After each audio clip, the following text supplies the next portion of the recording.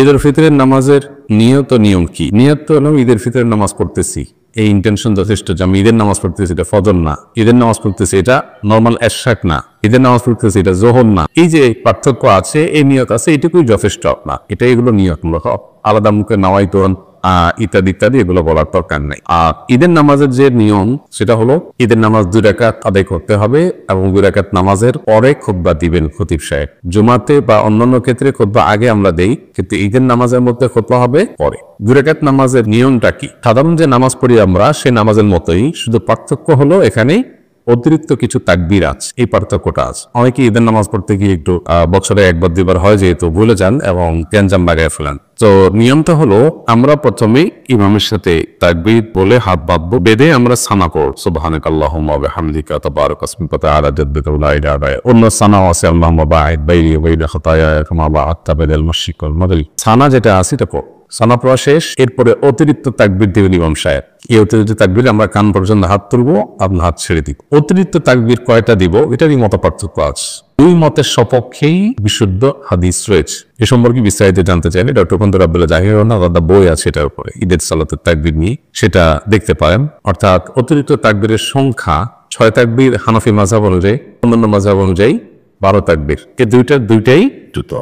তো অতিরিক্ত যে তাকবীর সানা পড়ার পর ইমাম সাহেব দিবেন, আমরা সাথে সাথে বলবো আল্লাহু আকবার, আল্লাহু আকবার, আল্লাহু আকবার। 3টা তাকবীর হল তো, প্রথম 2টাতে হাত ছেড়ে দিবেন, 3য় তাকবীরের পরে হাত বেঁধে ফেলবেন। এবার ইমাম সাহেব সূরা ফাতিহা পড়বেন, অন্য সূরা মিলাবেন, রুকু করবেন, সিজদা করবেন, আবার 2য় রাকাত শুরু করবেন। 3য় রাকাতে তাকবীরটা হবে শেষ।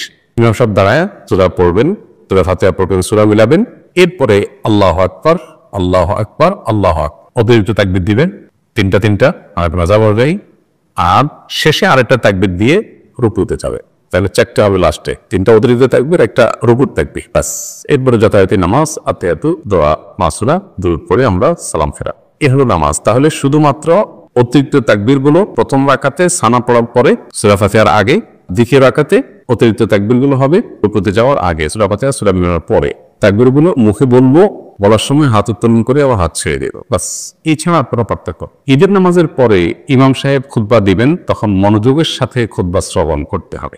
অনেকে আছেন ঈদের নামাজ পড়ে খুতবা শোনা ছাড়া চলে যায়, খুবই গর্হিত কাজ, খুতবা শুনতেই হবে। তো ঈদের নামাজে গুরুত্বপূর্ণ অংশ খুতবা শোনা, খুতবা শোনা ছাড়া যাওয়া জায়েজ নাই। অবশ্যই আপনাকে ঈদের নামাজ করে খুতবা শুনে তারপরে যেতে হবে। ঈদের দিনের আমলগুলো কি কি?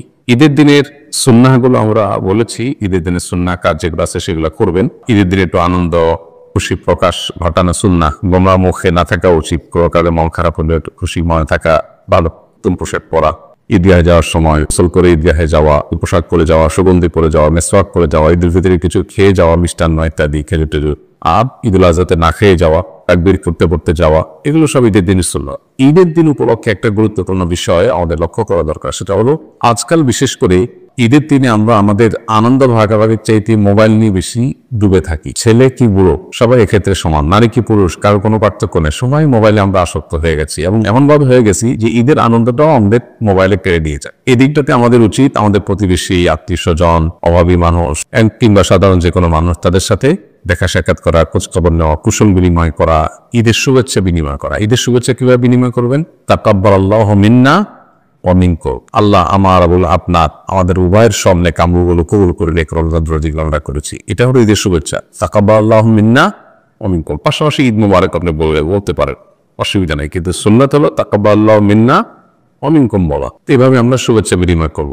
মোবাইলে ডুবে না থেকে সবার সাথে আমরা আনন্দ ভাগাভাগি করার চেষ্টা করব এবং গরিব মানুষদের বাড়িতে যে বিশেষভাবে তাদেরকে ঈদের আনন্দটা দেওয়ার চেষ্টা করবো ইনশাআল্লাহ। এর পাশাপাশি ঈদ উপলক্ষে একটা অনাচার শুরু হয়েছে আমাদের সমাজে, এটার বিরুদ্ধে সামাজিক আন্দোলন এবং সচেতনতা গড়ে তোলা দরকার। সেটা হলো ইদানিং দেখা যায় যে ঈদ আসলেই আমাদের কিছু উঠতি বয়সের ছেলেফেলেরা তারা বিভিন্ন গাড়ি ভাড়া করে, পিকআপ ভ্যান ইত্যাদি ভাড়া করে দলে দলে সেখানে বড় বড় আপনার ডেক সেট, বক্স, এটাতে ভলিউম একেবারে হাই করে দিয়ে আর বিভিন্ন গান বাজনা করতে করতে রাস্তাঘাট প্রদক্ষিণ করে। এর ফলে বিভিন্ন সড়ক দুর্ঘটনা ঘটে, কারণ এত জোরে বিকট আওয়াজে বাজতে থাকে যে পিছন থেকে কোনো গাড়ি হর্ন দিলেও ড্রাইভার শুনতে পায় না।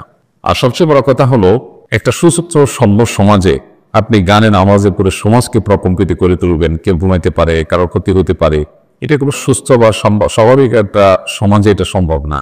নিশ্চয়ই এটা অসুস্থতার আলামত। এই জন্য এটাকে থামানো দরকার। ঈদের আনন্দ তরুণরা করবে, কিন্তু সেটা করতে গিয়ে যদি তারা উচ্ছৃঙ্খলতা করে, বফাটেপনা করে, তাহলে সেটা অবশ্যই থামাতে হবে এবং থামানোর জন্য এলাকাভিত্তিক নানাবিধ উদ্যোগ নেওয়া দরকার। ফিতরা না দিলে গুনাহ হবে কিনা, বলে গেলে করণীয় কি?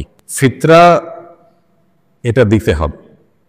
ফুকায়ে হানাফের মতে যারা সচ্ছল তাদের নিজেদের এবং পরিবারের ছোট বাচ্চা কাচ্চা যারা আছে তার তরফ থেকে তাদেরকে ফিতরা দিতে হবে, এটা ওয়াজিব। এই ফিতরা যদি কেউ দিতে ভুলে যান, দেন নাই, তাহলে ঈদের পরে এটার কাজার সিস্টেম নাই। তবে ঈদের পরে যদি কেউ দেয়, ঈদের দিন যদি ঈদের নামাজের পরে দেয় আদায় হয়ে যাবে।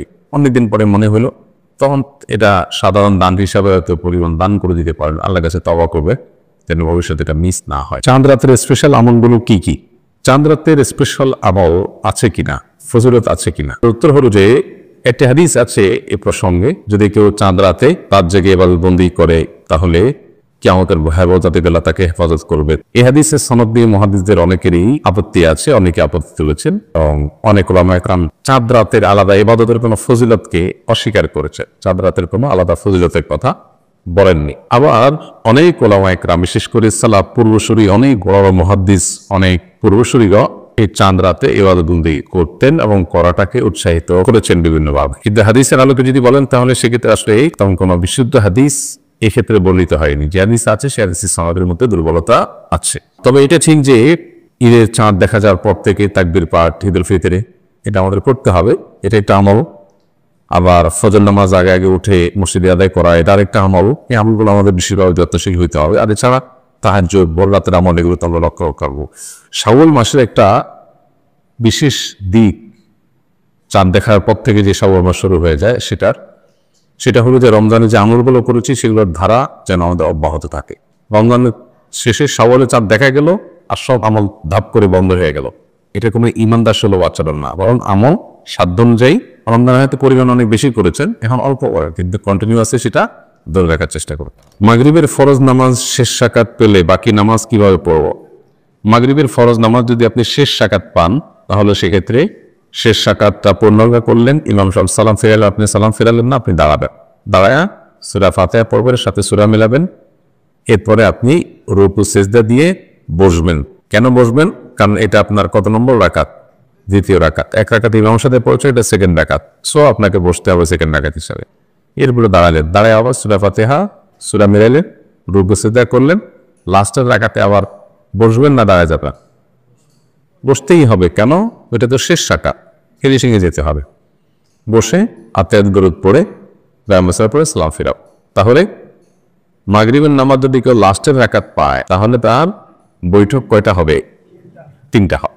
ইমামের সাথে একটা, ওইটাতে তার বসার কথা ছিল না, প্রথম রাকাতে বৈঠক হয় না। কিন্তু যদি ইমামের সাথে আছে, ইমামের অনুকরণটা গুরুত্বপূর্ণ, সেজন্য তিনি অনুকরণের স্বার্থে বসেছে, কিন্তু ওটা তার বসার কথা ছিল না। আর বাকি 2টা তো বসতেই হয়, সম্পূর্ণ 3টা বৈঠক হয়।